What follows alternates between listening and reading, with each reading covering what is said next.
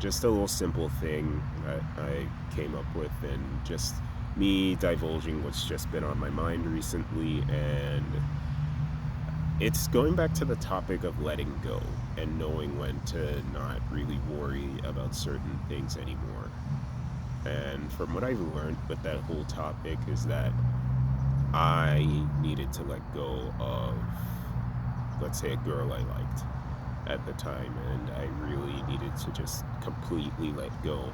I mean, like, no interaction. Like, I could tell she doesn't really mess with me like that. And even though she doesn't mess with me in that way, I shouldn't be depressed over it, and I shouldn't really like get to me to that point where it's like, okay, I'm worried and I feel like I have to make things right. Whether she has a boyfriend or not, I should also not really try to be looking for this closure in the way where I'm just, walking up to her and I need to apologize, because I've had situations like that before. Or like one particular one where I got yelled at in front of everybody by this, girl at school. And it was weird. The way it went was that I initially put a bunch of letters in her bag. I know, cringe. Super fucking cringe. You know? Yeah, I put letters in her bag to communicate, because the kind of school I went to was one of those more strict schools that are very religious, and they didn't want boys and girls talking or even being friends or anything like that, and they especially did not want dating. And the way that whole thing ended obviously was bad, in a way where I did it a second time, and that time she got upset to the point where she had to threaten to get me in trouble by instead of ripping it up and throwing it in the bin, she's gonna show it to the deans. So that was something that genuinely could have happened to me there, and I could have gotten suspended for that. I mean, hell, I think she was being nice, like not just reporting me for the second one, because then it's like, okay, the first letter that could have gotten me suspended, because another kid did the same thing like a couple of years later and had actually gotten suspended for that. So I could have gotten suspended for that very easily. And I probably would have gotten a worse suspension too, because I while I didn't put anything sexual in the letter like that kid did, it was still creepy. It was still creepy. It creeped her out. And again, this was a school where that was the biggest rule they had, was that they did not want boys and girls dating. And especially since like the context of the situation was that, okay, the first time she said no and told me to stop doing it, and then I continued to do it again. And I think like a week or two after that whole thing had went down, I decided to go up to her to kind of just get some peace in the whole thing and apologize, just to sort of salvage things a little bit. But that didn't do anything. That just went and made things worse. And what ended up happening was that that turned into me getting yelled at by everyone, and it just turned into a whole, like, for the rest of the time she was in this school, she was just looking at me completely differently for the whole, for like that whole entire rest of the time she was there. She was just looking at me super differently and clearly like disliked me after that incident. And I don't blame her. I don't blame her at all. It wasn't her fault, it was my fault, and I was definitely being weird by showing very overbearing communication skills at the time. And it's kind of similar to the same thing with that girl at this gym I'm talking about. And here's the thing, I didn't do anything. Okay, this happened, that letter thing happened when I was 16, and there's no way in hell I'm like doing that now. I already know better than to do that now. But I had an incident, and it turned into this whole thing where I honestly feel like I can't tell people I like like who I like or who I don't like, or anything about how I feel about people anymore, because it's gonna just end in this way where it's like, oh yeah, I need to, where it's just like, okay, there's things I don't need to know, and there's things other people that other people end up knowing that they don't need to know, and there's things that I don't need to know, like, oh, this other guy likes her and that other guy likes her, so you need to be fast, you need to Now, nobody told me this, and I think this is my own fault because I kind of just put myself in this situation where it's like, oh yeah, I need to be fast. I need to have a sense of urgency. Yeah, I had a sense of urgency, but the thing is with that sense of urgency was that I kept choosing super inappropriate times to talk to her, like when she's with a personal trainer or when she's like on the clock there because she works at that gym. And here's the thing, I remembered pulling that shit one day when I was at the gym.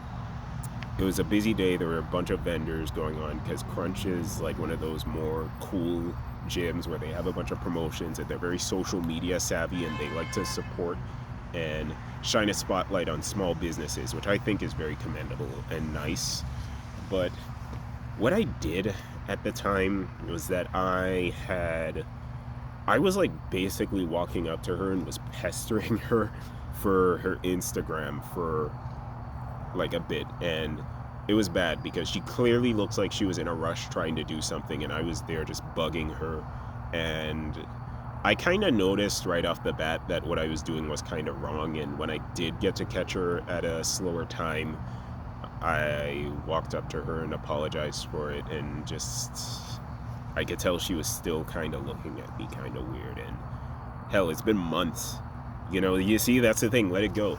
It's been months, and I feel like, every time I go there, she still kind of looks at me funny. And I figured, okay, do I say something? And do I remember even actually apologizing to her, after that in the first place? And, what did I necessarily do? And it could have just been one of many situations there. But at the end of the day, it's like I did kind of breach a boundary there. And it's sort of like set off some bells and whistles in her head.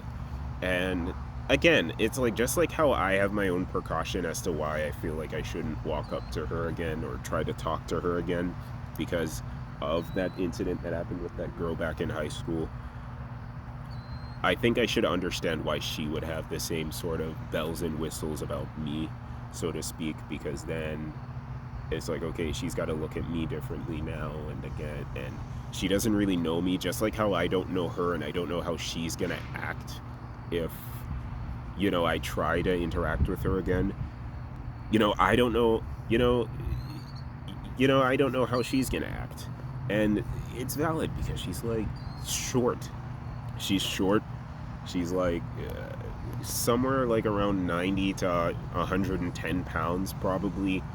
And I'm like this dude who's like, I'm not tall, but I'm like 5'9", and I weigh like 145 pounds. It's like, I know that's not a lot to some people, but to her, I tower. I tower over her a bit, and she doesn't really know what I'm like and how I handle things and my judgment, and she can't really get a good basis on that because at the end of the day, she doesn't know me and I don't know her.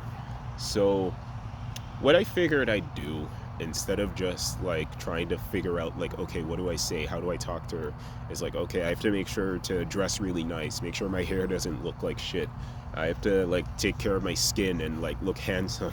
And I figured, okay, I pulled up, hair was done, dressed nice, feeling confident in myself, having like a better posture to me. And when I pull up to the gym, I noticed she was still shooting me a look. And I think that told me everything I needed to know. And I've been trying to take care of myself in a way better way than, I did last year. But she still seemed to not be into me. And obviously that doesn't entitle you to anything, really. I think more than anything, it's a social approach. But again, I think if you give people hints, especially women, hints that you don't look at them like a human being and you just look at them like some goal to achieve, that's kind of the thing that sets off bells and whistles in their head. And even though that's not directly, even at that time, what I was thinking, it's still one of those things where, just the ignorance alone is still enough. And I will still say it, I always looked at her like a human being, and I still look at her like a human being. But sometimes, like, when your brain just turns off in that in-the-moment way of thinking, where it's like, oh, she's in the room, I'm in the room, I don't know if I'm not going to see her again, and this, that, and the other. All this overthinking starts to hit in. You begin to, like, I just had this tendency, let me not say you, because I don't think this applies to anyone on earth. Anyone could really relate to this. I'm not sure, at least. I, it kind of gave me this weird idea in my head of thinking, okay, wow, I need to have this sense of urgency instead of thinking about her in that situation too, which was definitely my detriment because at the end of the day, it's like, yeah, she's this pretty girl, but she's, she takes a shit just like everybody else. She has a boss who will yell at her just like everyone else. She, and it's one of those things that you just need to think about and do. But I realized and I came to the conclusion last week, especially when I was thinking about it and was still kind of thinking about trying to talk to her a bit, just for the sake, not even for the sake of like trying to rekindle some relationship or have her be interested in me in that kind of way, but more so to just kind of not make things awkward when I go there and she's there and I'm like talking to a friend at the gym and it's this really painful scenario where you see her walking up and then she'll actually hug the guy, and if I don't say anything and if I don't wave at her, she'll like ignore me, like try not to look at me and all that, and just seems very cold. And not saying that I'm trying to be that, oh, where's my hug guy, no. I think it's just like the awkwardness of the whole thing and the not looking at me that just made it worse. But at the end of the day, just put things in the right box and just know what you can't do with this person and move on. At the end of the day, move on. Like, there's other people I'm talking to and I shouldn't really let things like that bug me. And there's like other cases of this that's happened where I've had interactions with people, friends or girls who I was trying to romantically pursue, or even some family who don't really fuck with me like that, and I have this like thing in my head where I feel like I need to fix it. I feel like I want to rekindle the relationship, and this whole thing being rekindled will make me more happy than anything else in the world. But that is such an unhealthy way of thinking. It really is.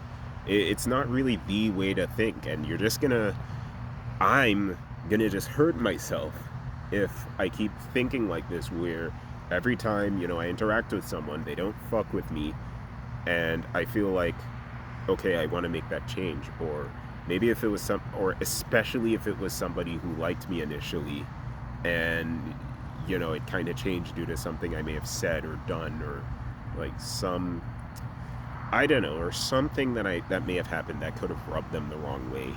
I can't quite scratch the surface on what that could have been, though. It could have been anything, honestly, down to like whatever movement I could have made or something like that.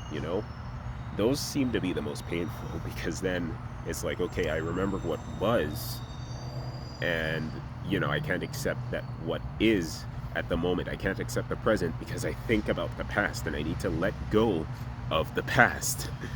We need to let go of the past.